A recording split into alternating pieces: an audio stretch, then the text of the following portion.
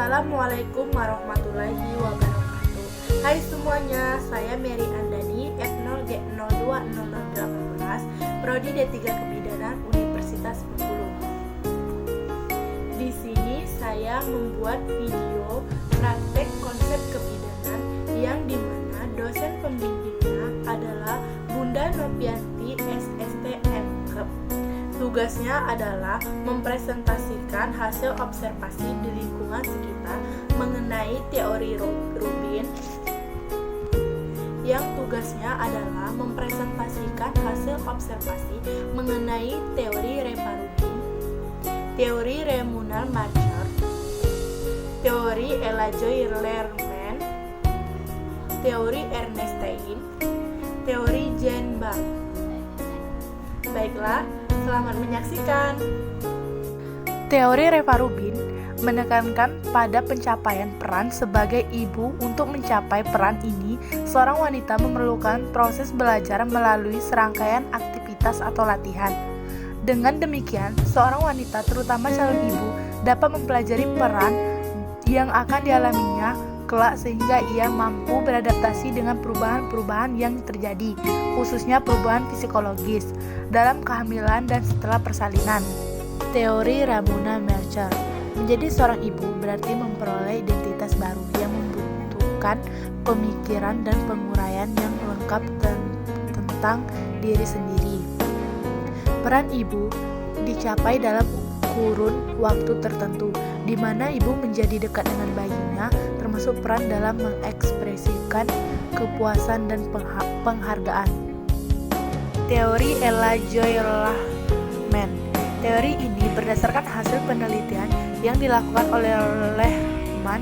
Lerman melihat semakin luasnya tugas yang dibebankan pada bidan. Dalam teori ini, Lerman menginginkan agar bidan dapat melihat semua aspek praktik asuhan pada wanita hamil dan memberi pertolongan kepada persalinan. Teori Ernestine.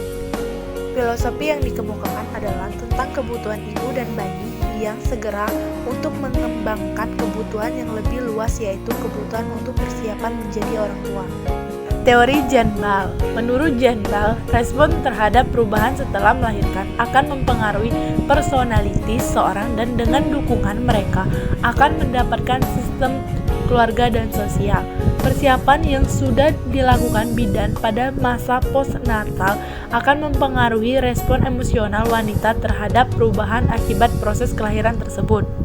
Kesejahteraan wanita setelah melahirkan sangat tergantung pada personality atau kepribadian, sistem dukungan pribadi, dan dukungan dari pelayanan maternitas. Teori Jenbach mengemukakan teori kursi goyang yang dibentuk 3 elemen. Yang pertama, pelayanan maternitas. Yang kedua, pandangan masyarakat terhadap keluarga. Yang ketiga, sisi penyangga atau support terhadap kepribadian wanita. Hasil observasi yang saya dapatkan di lingkungan sekitar saya mengamati seseorang ibu atau calon ibu yang bernama Amelia. Dia menikah di usia yang cukup matang.